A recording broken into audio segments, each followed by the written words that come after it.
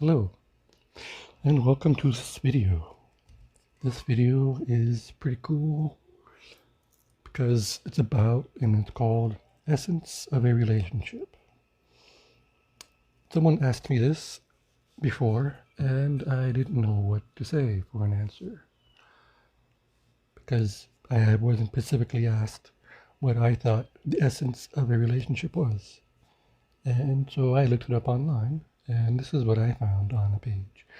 There was other links or pages I could have gone to, but this was the one I went to, and I found these words to be really good, and I felt like sharing it here with you today. And so here we go. This is what it said online. An essence of a relationship. So many people enter into a relationship without knowing or understanding fully well why they are entering it. There are also those that enter a relationship for the wrong reasons. But come to think of it, what really is the essence of a relationship? What's the essence of having someone to call your own? I found this post on Princella.com. It's PRINCELAJ.com. And here's some more words. Many relationships fail because they don't always start on the wrong foot. No doubt relationships are perhaps one of the most complicated things to discern in the world. This is so because in it we are dealing with another mind other than ours. A mind we constantly try to unravel. One that has its own bearings and premonitions. Hence, we often give up once our desires are not being met, or we cannot seem to penetrate through our partner and what goes on in their world. Above all, because we are human too, with the feelings of disappointments, thus become downcast. It's easy to determine the outcome of a relationship if we only can carefully evaluate our reasons for going into them. Too many times we go into a relationship for these reasons, either as a result of loneliness, a crave for a certain desire to be met, or in most cases, financial/self-hire gains. Consequently, we come out of such relationships battered and feeling a lot worse than we were before going into them. If you ask victims of failed relationship why it had not worked as they had planned, you get common excuses which usually are relationships not being met, duties not being fulfilled, desires not being satisfied, or incompatibility among others. That then leads to these issues. What are the roles of an individual in a relationship once they are agreed to court? Once a lady says the magical words yes in agreeing to have a relationship, is that the license to take over her responsibilities and become her benefactor? The father figure? If yes, a reason for the man to expect his lady to satisfy him and all the ramifications, to tend to him like he were her baby, living a life like he were the Lord over her, in the situations where they are not fulfilled. It is a reason to quit such relationships, relieving ourselves of all obligations to one another.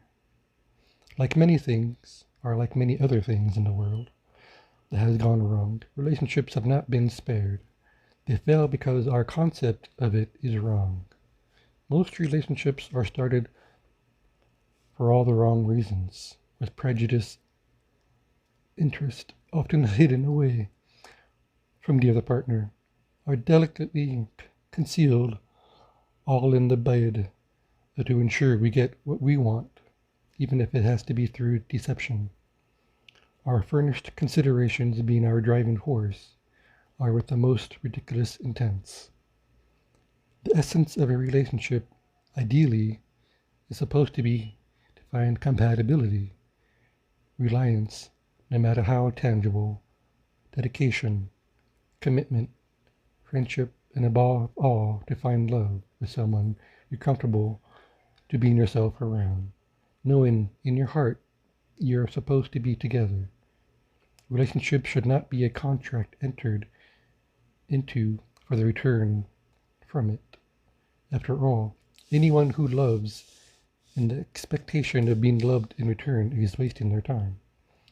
Indeed, such a person has lost even before it has started. For love truly is selfless, a feeling so powerful that it cannot exist in a vacuum. The truth, in fact, is as this guy named Arti Kahurana, which I don't know if I'm pronouncing it correctly, it's spelled Aartikahurana.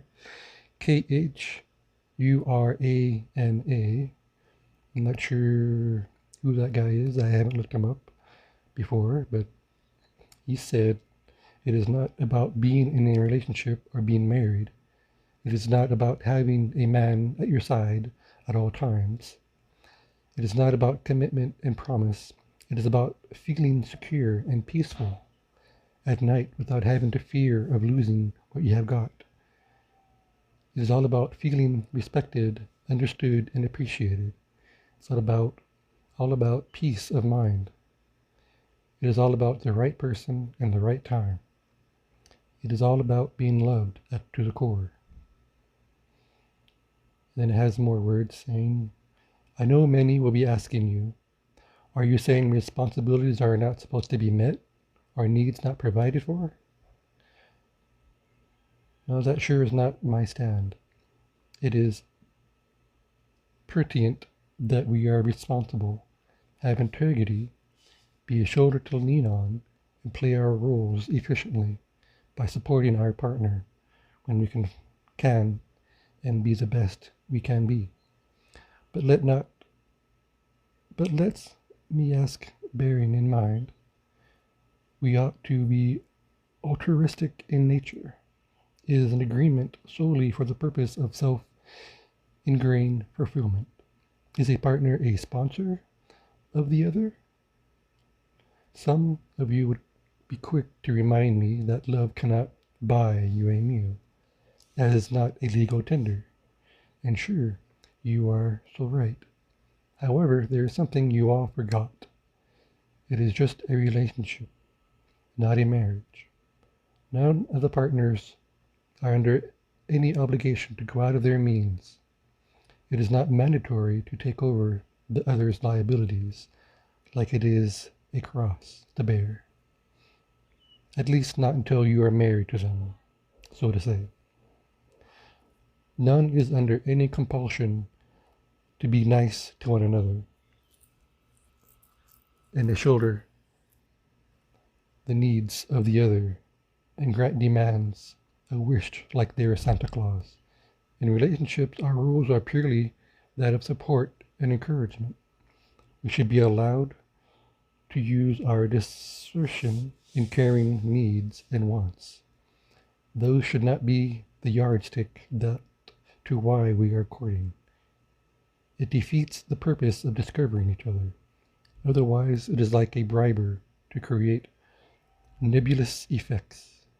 These bills blind our objectivity and erodes our thoughts. All we see are the rules without thorns.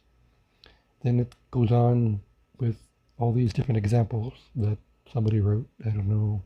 They sound pretty cool, so I copied and pasted them to share.